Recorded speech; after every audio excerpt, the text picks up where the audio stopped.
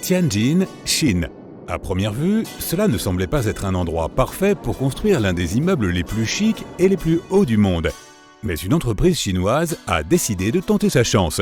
Ils avaient de grands projets en vue de la conception du Goldin Finance 117, un gratte-ciel unique et puissant doté d'une multitude de choses dont les gens très riches pourraient profiter.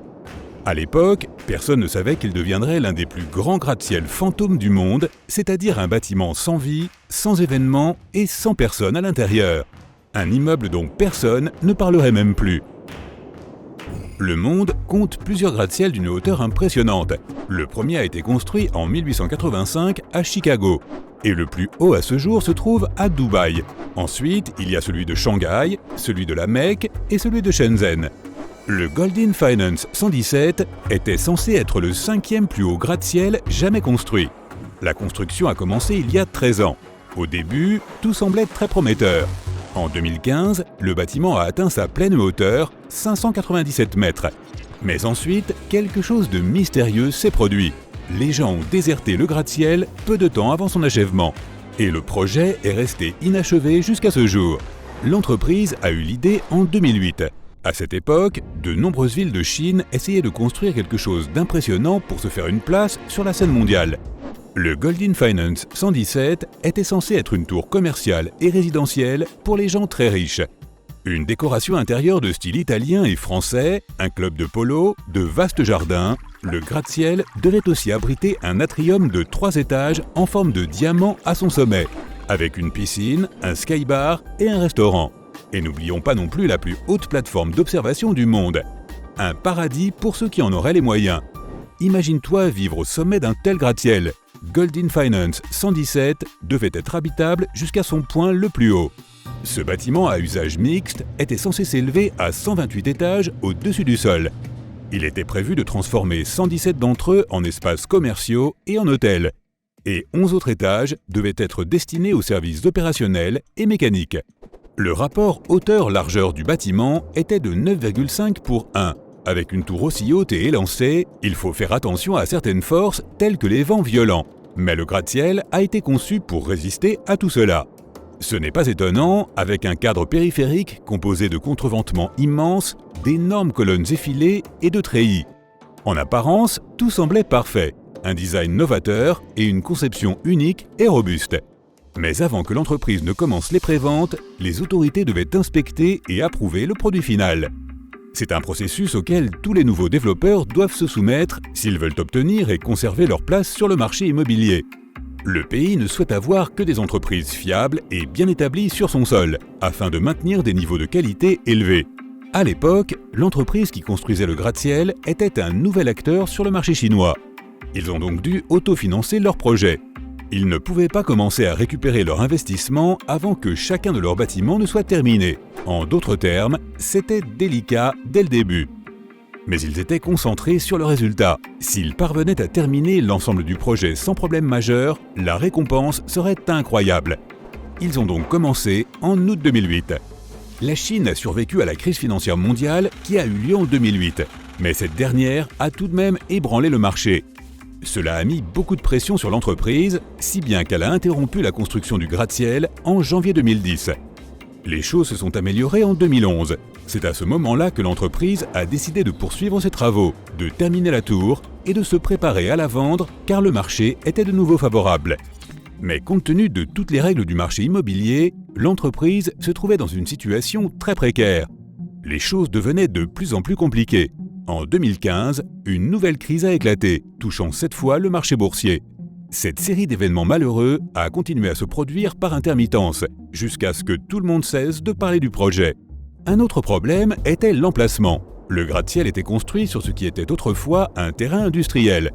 Et dans la région, il n'y avait pas beaucoup de personnes riches qui pouvaient se permettre de vivre dans un tel immeuble. L'entreprise espérait probablement que les gens s'y installeraient une fois la construction terminée, ce qui n'est jamais arrivé. La Chine abrite le plus grand nombre de grands immeubles du monde entier. On compte environ 1400 gratte-ciel dans le pays. Les États-Unis occupent la 2e place avec plus de 800 gratte-ciel. Ensuite, il y a le Japon avec plus de 250 gratte-ciel. 2018 a été l'année où la Chine a construit plus de gratte-ciel que tout autre pays au monde. 88 nouveaux bâtiments d'une hauteur de 200 mètres ou plus sont sortis de terre. Mais à cause de multiples événements imprévus, le Goldin Finance 117 n'a jamais eu sa chance de briller. Aujourd'hui, c'est juste un site fantôme dont tout le monde a cessé de parler en 2018. Ce n'est pas le seul cas où un bâtiment est resté inachevé pendant une longue période.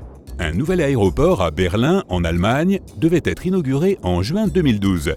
Ce n'était pas le premier projet de ce genre à ne pas respecter la date limite, mais c'était l'un des plus mémorables. L'aéroport était sur le point d'ouvrir, mais juste avant qu'il ne le fasse, les inspecteurs ont trouvé environ 120 000 défauts un peu partout. Par exemple, certaines portes automatiques ne s'ouvraient pas, il y avait des problèmes de sécurité incendie. Les autorités ont aussi remarqué des toits affaissés. Environ 170 000 km de câbles étaient mal installés, ce qui signifie qu'ils ne pouvaient pas alimenter certaines lumières ou en éteindre d'autres.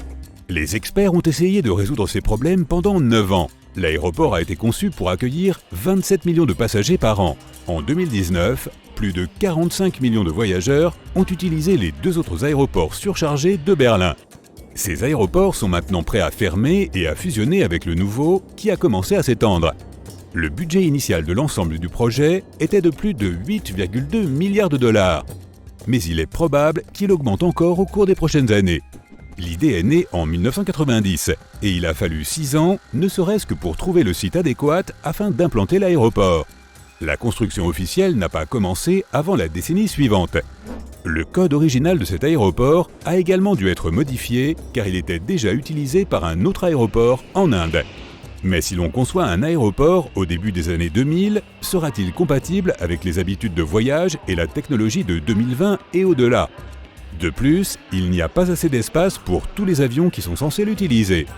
Et pourtant, depuis 2020, l'aéroport est ouvert et s'agrandit. Pendant ce temps, une tour à Cracovie, en Pologne, a reçu le nom de squelette.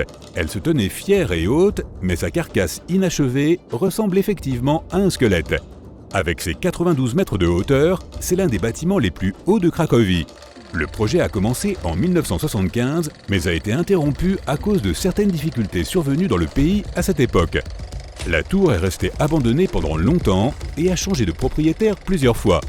Elle a souvent été enveloppée dans des panneaux publicitaires. Heureusement, elle n'est pas restée inachevée. En 2016, la dernière phase de reconstruction a commencé. L'objectif principal était de transformer le gratte-ciel en un immeuble de bureaux moderne. C'est maintenant chose faite. La tour se compose de 5 immeubles de bureaux avec le principal au centre. Les architectes ont trouvé leur inspiration dans les styles des années 20 et 30. Il y a une terrasse au sommet. À l'avenir, un musée sur l'histoire du bâtiment pourrait aussi apparaître dans le gratte-ciel. Et voici une autre tour fantôme, cette fois à Bangkok, en Thaïlande. De l'extérieur, on pourrait dire que c'est juste un détail de la ligne d'horizon de Bangkok. Le gratte-ciel est terminé à environ 75%. Mais en regardant de plus près, tu verras qu'il manque beaucoup de structures intérieures. C'était censé être un immeuble de luxe, mais pour l'instant, c'est juste un gratte-ciel abandonné. Il est entouré d'une clôture et n'a pas l'air bien sûr. Les murs sont couverts de graffitis et il n'y a pas d'électricité. Le bâtiment se tient là, comme un rappel de ce qu'il aurait pu devenir et attire l'attention des explorateurs urbains du monde entier. Le processus de construction a été interrompu lorsque la crise a commencé. Et maintenant, seuls des aventuriers occasionnels visitent le site pour profiter de la magnifique vue qu'il offre sur la ville et le fleuve.